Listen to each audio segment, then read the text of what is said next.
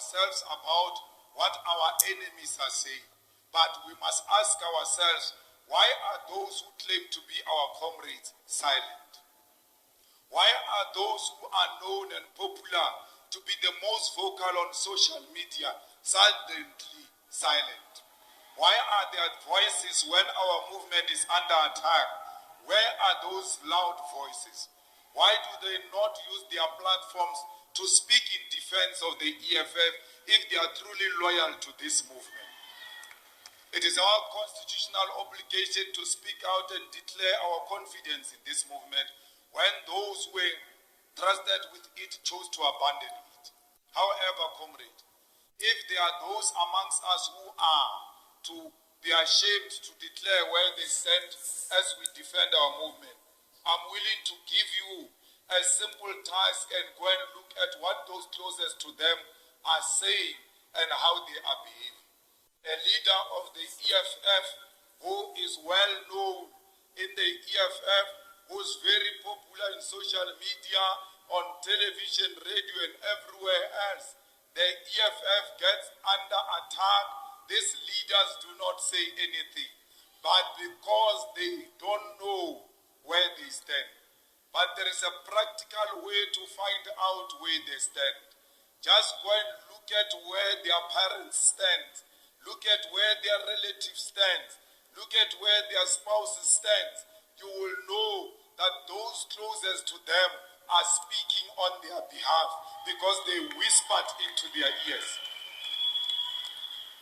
How can someone say the decision to join Umkhonto weSizwe is the best decision ever taken, and my wife's mantra is the first one to like such a thing, and you say Julius Malema is with us, when the partner likes the things that seeks to denounce the organization and where the organization stands, where the relatives, where the cousins and siblings have declared where they stand, and you still ask yourself, where does this leader stand?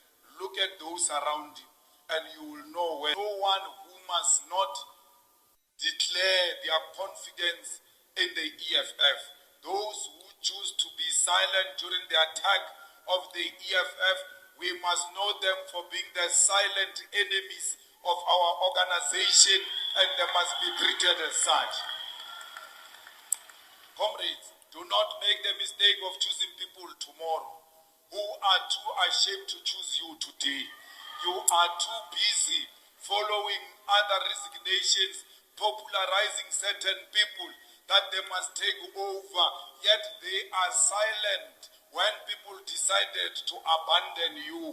Why can't they choose you? Why do you keep on choosing the people who never choose you when it is time for them to choose you? They are telling you silently that as the movement recovers from a difficult elections and is surrounded by vultures, they do not choose you. They are choosing what looks like greener pastures.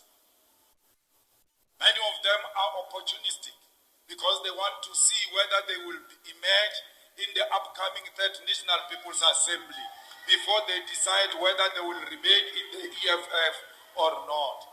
Many of them are using the Third National People's Assembly as a threat that if they do not get elected or are not part of the leadership discussions leading up to the conference, then they will leave and join MKP. We must never be blackmailed by those who want to threaten us with leaving after the Third National People's Assembly. I want to say to them, leave now. Leave now so that we can know how many soldiers we have in this struggle to liberate our people.